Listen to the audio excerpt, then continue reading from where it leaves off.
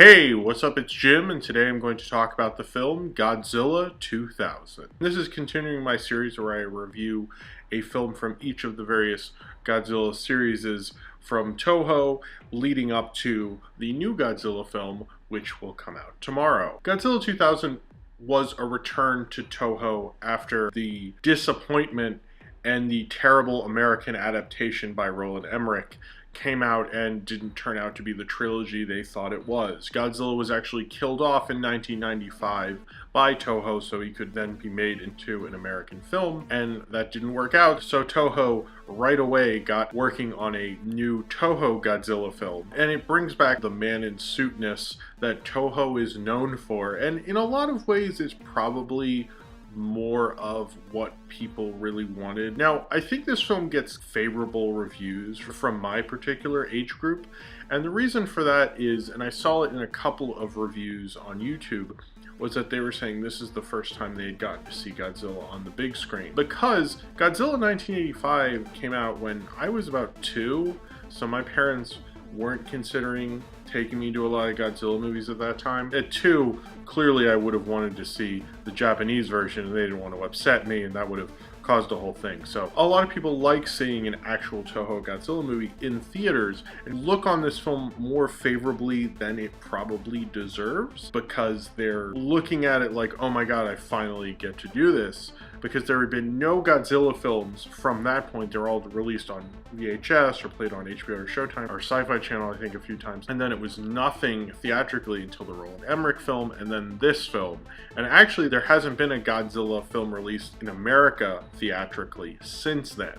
So in Japan, you could have seen all these films theatrically. But in America, there's these huge gaps. So I think whenever there's a Godzilla movie in America, if you're a Godzilla fan, it's a much bigger deal. This film kind of oddly starts off, even though everyone says it forgets about all the previous films, it doesn't really acknowledge them.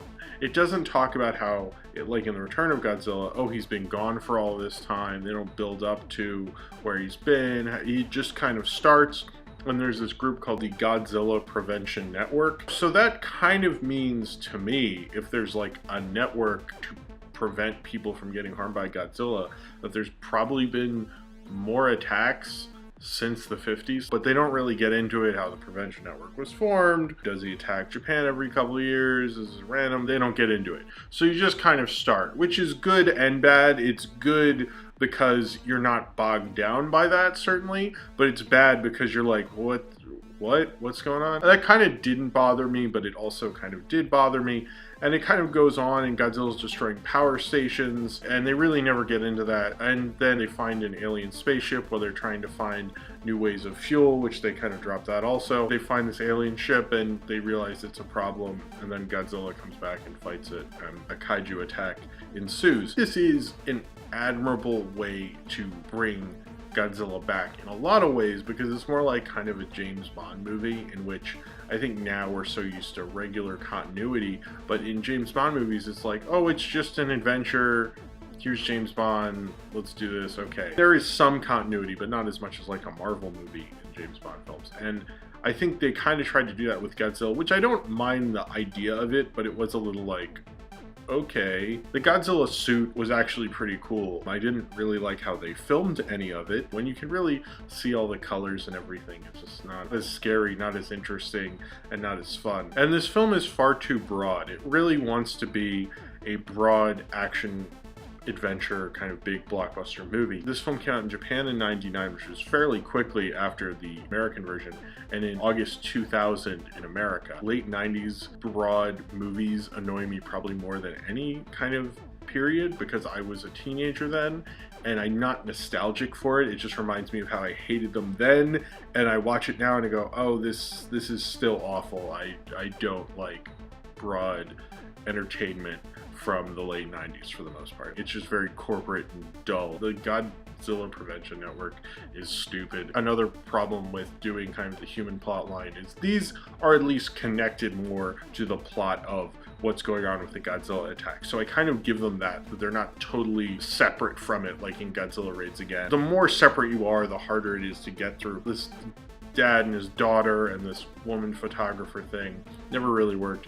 I also couldn't find a Japanese version, which upset me at first, but the American dubbed version, it's interesting because this might be the best American dubbed Godzilla movie ever, in a little bit of a way, because apparently the Japanese cut really isn't as good, and Toho actually prefers the American cut and the American dub, which I find interesting because I don't think anyone would say that about any of the other American cuts, but they did feel that way about this one. It seems rather hard to find the Japanese cut, so maybe, you know, if that was more available, opinions would change. As for right now, that seems to be the default opinion. I think some people would probably like to see that other cut, but it's interesting that when they had the reason to recut it and redub it, it seems they found ways to improve it rather than censorship or dumbing it down or anything. They went for like, well, let's actually make this film better. It's like, hey, we have another excuse to recut this movie. We could make this even better. Sounds kind of an interesting way for a filmmaker, I think. This is actually directed by Takao Akawara, whose name I probably mispronounced fairly poorly. And this was his final Godzilla film. He has directed many from the Heisei series, Godzilla vs. Mothra. He was an assistant director on The Return of Godzilla.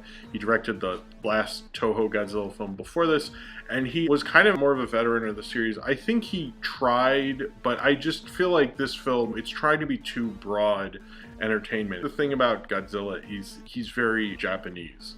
And this film is in Japan and stars Japanese actors and everything like that, but it's not very central to Japan. It's not trying to say anything. I thought The Return of Godzilla said more about Japan than this film really did. Supposedly there was a nuclear fallout near one of the stations Godzilla destroys in this film. It had happened after Godzilla did it, but they're hoping it would be some social commentary, but it doesn't really work. This is probably my least favorite Godzilla films I've seen. I probably like it even less than Raids Again. It's kind of a ceremonial thing, is why people want to see a Toho Godzilla movie in theaters. They want to experience the thing the Japanese audiences experience. And I totally understand that, and it's probably pretty cool to be like, whoa, Godzilla on the big screen. But this isn't a good movie. American audiences deserved to see a Toho Godzilla film in theaters, but it didn't do particularly well. And I think because it's only really for Godzilla fans, even though it's really obviously trying to be more than just for Godzilla fans. Apparently it did well internationally, and it's a broad movie that fails at being a broad movie. That was the problem with a lot of the late 90s. You look at even James Bond films from around that period, or big budget films that really want to be broad and catch the imagination. It's not just that the special effects look bad, and this has a bad CGI Godzilla at one point, just when he's swimming. It has a lot of effects that don't really hold up, but I think the thing that really doesn't hold up is their attitude to making kind of really bland, like lifeless corporate characters you can't really get that interested in, and are more about making sure to appeal to everyone. And in fact, most of these characters appeal to no one. I never liked that when it was going on. I still don't like that. I don't really like any of the characters in this film that aren't Godzilla. The fight with the kaiju, the ship turns into this kaiju named Orga, which is pretty cool, I guess, but it wasn't enough to make this movie good. One of the things at the end, they're like, why do you think Godzilla defended us? And he's like, I think there's a little bit of Godzilla in each of us. And then Godzilla breathes flames all over Japan. He burns up all these buildings like, yeah, fuck you guys. I'm still Godzilla. It's like, what did that even mean? Was that an ending? I don't even get what? It wants to be broad, and it definitely, I think, kind of hooking onto an American audience who grew up with these dubs, and that's the way they were used to a Godzilla movie. But it's not like a good Godzilla movie. I can understand why people don't really like it and consider it really boring, because I had trouble staying awake through this thing. Toho tried to get Godzilla back from Roland Emmerich, and I guess they kind of did, but not in a way that I would like to experience any more than I'd like to experience that film. So if you have seen Godzilla 2000 and you would like to talk about it, then comment below in the comments and subscribe if you would like to. The next Godzilla video will be the new Godzilla film, and that will be the end of this Godzilla series. And thank you all for watching. Check out the original Gojira or Godzilla film, and then Godzilla Raids Again, and The Return of Godzilla as well. There'll be an annotation for the Godzilla playlist. Thank you for watching, and I'll see you probably tomorrow with another Godzilla review.